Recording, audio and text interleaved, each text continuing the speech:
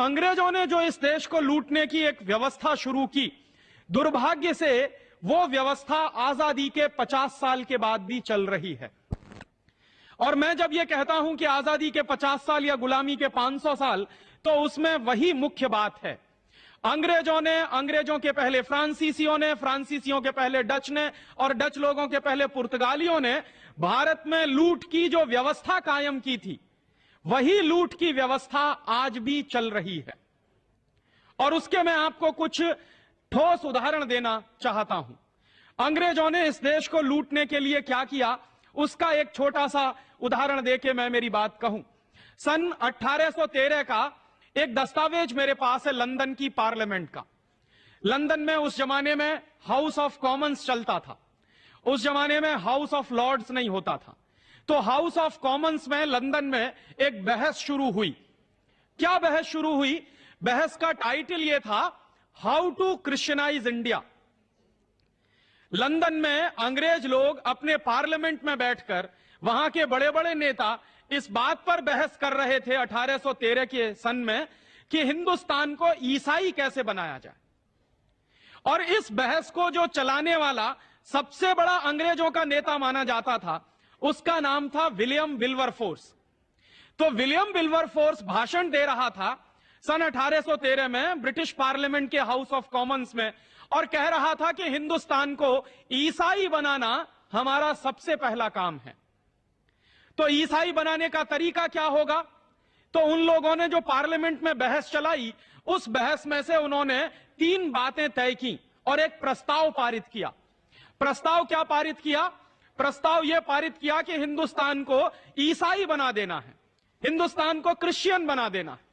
और जब हिंदुस्तान क्रिश्चियन होगा तो वो अपने आप हमारे रास्ते पर चलना शुरू हो जाएगा। तो हिंदुस्तान क्रिश्चियन बनेगा कैसे?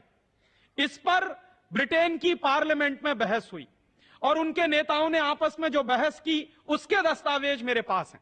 और मैं एक पुस्तक लिख रहा हूं, आजादी के 50 साल या गुलामी के 500 साल। उस पुस्तक में वो सारे दस्तावेज मैं छापने जा रहा हूं, प्रकाशित करने जा रहा हूं। तो वो दस्तावेज में क्या उन्होंने तय किया है? उन्होंने तय किया कि हिंदुस्तान को अगर ईसाई बनाना है तो सबसे पहला काम हिंदुस्तान की आर्थिक व्यवस्था को तोड़ना पड़ेगा।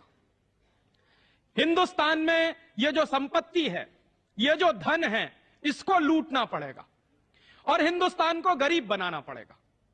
तो जब हिंदुस्तान गरीब हो जाएगा और जब हिंदुस्तान में भुखमरी आ जाएगी, तो यहां के लोग बहुत आसानी के साथ थोड़े थोड़े पैसे के लिए धर्म परिवर्तन शुरू कर देंगे। तो वो तय कर रहे हैं अंग्रेजों के बड़े बड़े नेता कि पहले हिंदुस्तान को आर्थिक रीति से खलास करना है, और जब यह देश आर्थिक रीति से खलास हो जाएगा, उसके बाद इस देश को राजनीतिक रीति से खलास करना, और फिर राजनीतिक रीति से जब यह देश खलास हो जाएगा, तब इस देश को सांस्कृतिक रीति से खलास करना, और सांस्कृतिक रीति से जब यह देश खलास हो जाएगा, तब इस देश को बहुत आसानी से ईसाई बनाया जाएगा। तो हिंदुस्तान को आर्थिक रीति से खलास करने के लिए अंग्रेजों ने क्या किया? उन्होंने अपनी तमाम कंपनियां हमारे देश में भेजी। ईस्ट इंडिया कंपनी आई, ईस्ट इंडिया कंपनी जैसी अंग्रेजों की सैकड़ों कंपनियां आई, और उन कंपनियों ने क्या किया? हमारे देश में अपना धंधा शुरू किया।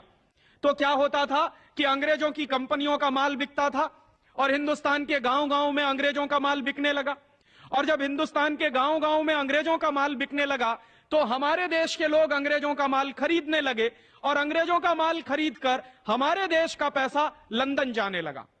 और जब अंग्रेजों का माल इस देश में बिकना शुरू हो गया, तो उसका एक दूसरा नतीजा और निकला कि धीरे धीरे हिंदुस्तान के सारे कारखाने बंद होते चले गए। एक तरफ तो अंग्रेजों की सरकार ने नियम ऐसे बनाए, कानून ऐसे बनाए कि भारतीय व्यापारी व्यापार ना कर सके और भारतीय उद्योगपति कुछ भी सामान बाजार में बेच ना सके। दूसरी तरफ उन्होंने अंग्रेजों की कंपनियों को हिंदुस्तान की लूट के लिए खुला छोड़ दिया। तो धीरे धीरे हिंदुस्तानी बाजार में अंग्रेजों का माल बिकना शुरू हुआ, और अंग्रेजों ने यहां से संपत्ति बटोरना शुरू किया, यहां से धन लेना शुरू किया।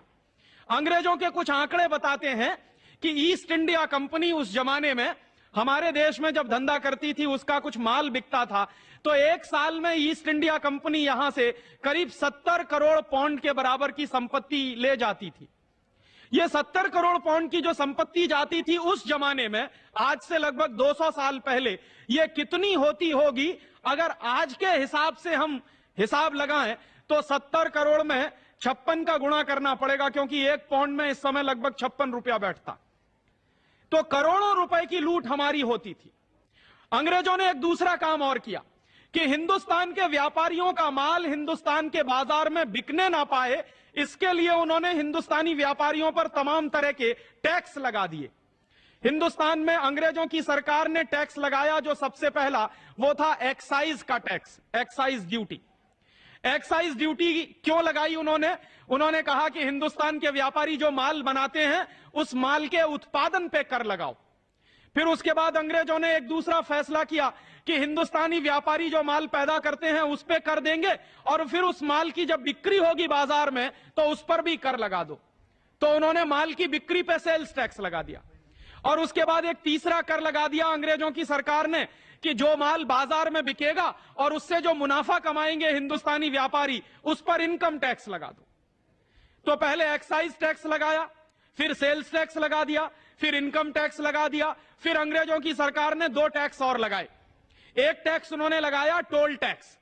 हिंदुस्तान के व्यापारी अपने माल को एक गांव से दूसरे गांव में ले जाते हैं तो जगह जगह जो टोल टैक्स देना पड़ता है वो अंग्रेजों के जमाने का लगाया हुआ। और टोल टैक्स के बाद उन्होंने एक टैक्स और लगा दिया, ऑक्ट्रॉय का टैक्स। ये 5-5 टैक्स उन्होंने हिंदुस्तानी व्यापारियों पर लगा दिए। क्यों लगाए अंग्रेजों की सरकार ने? अंग्रेजों की सरकार ने ये टैक्स इसलिए लगाए कि हिंदुस्तानी व्यापारियों पर अगर ज्यादा से ज्यादा कर लगा दिया जाएगा तो हिंदुस्तानी व्यापारी बर्बाद हो जाएंगे, और अंग्रेजों का माल हिंदुस्तान में टैक्स फ्री कर दिया जाएगा तो अंग्रेजों का माल गांव गांव में बिकना शुरू हो जाएगा। तो हिंदुस्तानी व्यापारियों पर टैक्स लगा के उनका माल महंगा बना दिया, और अंग्रेजों के माल को टैक्स फ्री करके ईस्ट इंडिया कंपनी का रास्ता अंग्रेजों के लिए खोल दिया। इसका नतीजा क्या निकला? इसका नतीजा यह निकला कि धीरे धीरे ये हिंदुस्तान, जो एक जमाने में दुनिया का सबसे बड़ा औद्योगिक देश था, 1835-1840 तक हम दुनिया के सबसे बड़े निर्यातक देश थे। अंग्रेजों की ही सरकार के आंकड़ों के अनुसार 1835 और 1840 में दुनिया का जो कुल व्यापार चलता था उस व्यापार में 33% हिस्सा हिंदुस्तानियों का होता था। तो एक जमाने में यह सारा देश दुनिया के कुल व्यापार का 1/3 व्यापार करता था। उसके बाद अंग्रेजों की सरकार ने ये जो टैक्स के कानून लगाए, उसका नतीजा ये निकला कि दुनिया का सबसे बड़ा व्यापार करने वाला देश दुनिया का सबसे बड़ा भिखारी देश बन गया।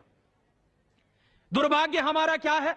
अंग्रेजों की सरकार ने ये जो टैक्स लगाए 5-5, ये टैक्स आज आजादी के 50 साल के बाद भी लगे हुए हैं।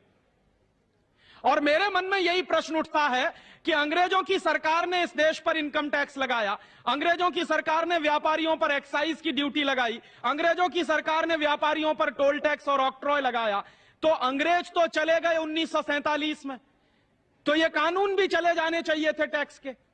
लेकिन दुर्भाग्य से वो टैक्स के सारे कानून आज भी हिंदुस्तानी व्यापारियों पर लगे हुए हैं।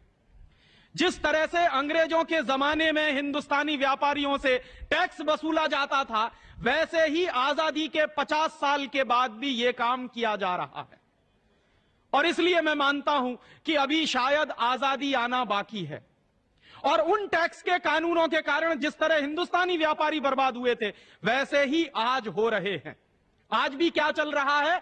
हिंदुस्तान में ग्लोबलाइजेशन और लिबरलाइजेशन के नाम पर विदेशियों को, विदेशी कंपनियों को खुली छूट मिल रही है, और हिंदुस्तानी व्यापारियों पर लगातार टैक्स बढ़ा बढ़ा के उनको मारने का काम चल रहा है।